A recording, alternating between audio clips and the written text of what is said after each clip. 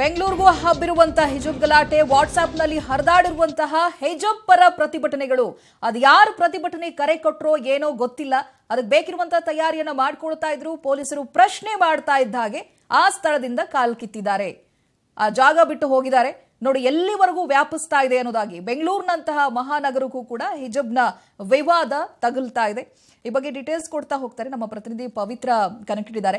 ಪವಿತ್ರ, ಇದೀಗ ಎಲ್ಲಾ ಕಡೆಗಳಲ್ಲಾಯ್ತು, ಉಡುಪಿಯಲ್ಲಿ ಹುಟ್ಕೊಂಡು ಇದೀಗ ಬೆಂಗಳೂರುವರೆಗೂ ಬಂದಿದೆ. ಇಲ್ಲಿ ಪ್ರತಿಭಟನೆಗೆ ಕರೆ ಕೊಟ್ಟಿರೋರೇ ಯಾರು ಅಂತ ಗೊತ್ತಿಲ್ಲ ಅನ್ನುವಂಥದ್ದು ಏನಿದೆ ಡೀಟೇಲ್ಸ್? ಇದು ಅಂದ್ರೆ ಒಂದು ಸಂಘಟನೆ ಈ ಪ್ರತಿಭಟನೆಯ ಹೊಣೆಯನ್ನ ಹೊತ್ತಿಲ್ಲ. ಆದ್ರೆ ಒಂದಿಷ್ಟು ವಾಟ್ಸ್ಆಪ್ ಮೆಸೇಜ್ಗಳು ಹರಿದಾಡಿದ್ವು. ಮೈಸೂರು ಬ್ಯಾಂಕ್ ಸರ್ಕಲ್ ನಲ್ಲಿ 4 ಗಂಟೆಗೆ ಇವತ್ತು ಪ್ರತಿಭಟನೆ ಇದೆ ಅಂತ. ಯಾವ ಸಂಘಟನೆ ಏನು ಅನ್ನುವಂಥದ್ದು ಹೇಳಿಲ್ಲ. ಸೊ ವಾಟ್ಸ್ಆಪ್ ಮೆಸೇಜ್ ಅಲ್ಲಿ ವೈರಲ್ ಆಗ್ತಾ ಇದ್ದಂತೆ ಕೆಲವೊಂದು ಇಂಡಿವಿಜುವಲ್ ಆಗಿ ಈ ಪ್ರತಿಭಟನೆಗೆ ಭಾಗಿಯಾಗೋದಕ್ಕೆ ಒಂದಿಷ್ಟು ಮಹಿಳೆಯರು ಹಾಗೂ ಪುರುಷರು ಕೂಡ ಬಂದಿರ್ತಾರೆ. ಆದ್ರೆ ಪೊಲೀಸರಿಂದ ಕೂಡ ಈ ಪ್ರತಿಭಟನೆಗೆ ಅನುಮತಿಯನ್ನ ಪಡೆದುಕೊಂಡಿರಲ್ಲ. ಸೊ ಹಾಗಾಗಿ ಪೊಲೀಸರು ಪ್ರಶ್ನೆಯನ್ನ ಮಾಡಿದ ತಕ್ಷಣ ಕೆಲವೊಂದು ಪ್ರತಿಭಟನಾಕಾರರು ಸ್ಥಳದಿಂದ ಕಾಲ್ಕಿತ್ತಿದ್ದಾರೆ. ಓಕೆ, ಥ್ಯಾಂಕ್ ಯು ಪವಿತ್ರ ನಿಮ್ಮೆಲ್ಲ ಡೀಟೇಲ್ಸ್ಗಾಗಿ.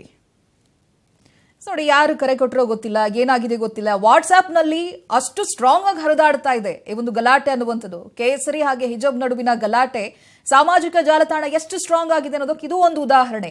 ಕೇವಲ ಮೆಸೇಜಸ್ ಗಳನ್ನೇ ನೋಡಿ ಹಾಗಿದ್ರೆ ಪ್ರತಿಭಟನೆಗೆ ಬಂದಿದ್ದಾರಾ? ಯಾರು ಕರೆ ಕೊಟ್ಟಿದ್ದಾರೆ ಗೊತ್ತಿಲ್ಲ, ಏನ್ ಮಾಡ್ಬೇಕಂತ ಗೊತ್ತಿಲ್ಲ. ಅಲ್ಲಿ ಪೊಲೀಸ್ ಪ್ರಶ್ನೆ ಮಾಡಿದ ತಕ್ಷಣ ಆ ಸ್ಥಳದಿಂದ ಕಾಲ್ ಕಿತ್ತಿದ್ದಾರೆ.